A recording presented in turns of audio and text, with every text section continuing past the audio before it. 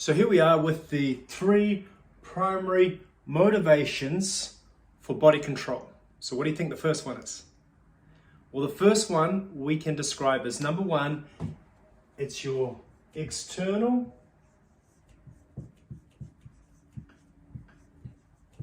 body image. Okay, so it's number one. So that would be generally motivated from things like desiring praise and validation from the outside world, which could result in someone feeling potentially secure. It could result in them feeling confident. It could result in them feeling worthwhile or worthy. It could result in a sense of belonging, significance, or even acceptance. So this is often a very common one, and I want you to ask yourself how much of it is about body image, and then what then does that relate to in terms of what you truly desire. Okay, so sometimes you can solve a lot of these food related issues just by understanding the motivation behind it. So that's the first thing to understand, is how much of your motivation is coming from this. The second one is a bit deeper, and this is health and well-being. Okay, so number two, the second large motivation that people have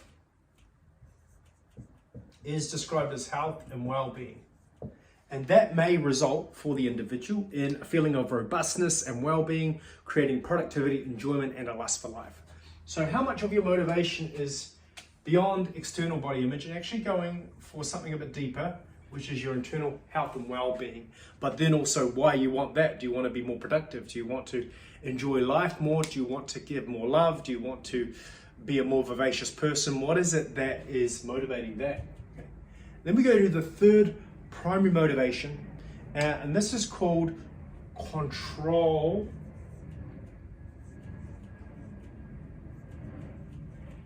over your health and body. And how is this different? Well, sometimes you can do an all-out effort and you can get healthy and well-being for a while, but you don't know how to sustain it or control it. Sometimes you can go all-out effort, you can get the external body you want, but again, you don't know how to sustain it or control it. So some people want the deeper level, and this can result in an inner confidence, certainty, direction, and calmness for the individual. So those who go for control, this is kind of getting to the level of mastery, but if you can get this, it supersedes these, because once you have this, you can dial these up and down. Even though you might not have them all the time, you feel like you're within range.